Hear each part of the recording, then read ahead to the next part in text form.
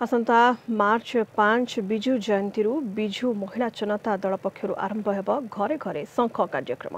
आगक निर्वाचन थिबारु घरे सरकार विभिन्न सफलतार वार्ता पहुंचाइबा दल एही अभियान आरंभ करने जाउछि। गाँठू सहर घरे घरे लागिब शंखर स्टिकर। यासह प्रति बूथ रे वार्ड कमिटी सदस्यों बैठक कर 30 जणिया बूथ कमिटी गठन कर विजु जयंती रे प्रति निर्वाचन मंडली स्तर में महासमारोह रे पालित हेब जयंती। दारिद्र्य और बेकारी दूरीकरण, महिला सशक्तिकरण, अर्थनैतिक प्रगति सह उत्कलिया सम्मान रक्षा दिगरे राज्य सरकार बहु पदक्षेप नहीं।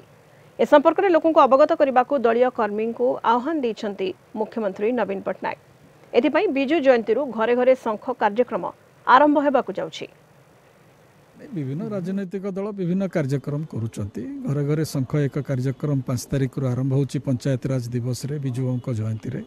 निश्चित भाव में आमर प्रत्येक कर्मी प्रत्येक घरे पहुँचे और समस्त घरे तो शंख अच्छी एवं जो भाव में आमर कर्मी एवं नेता चतुर्दिगरे कार्य करुचंती एवं नवीन जो भाव में तांको प्रति श्रद्धा और सम्मान राज्य सृष्टि होती।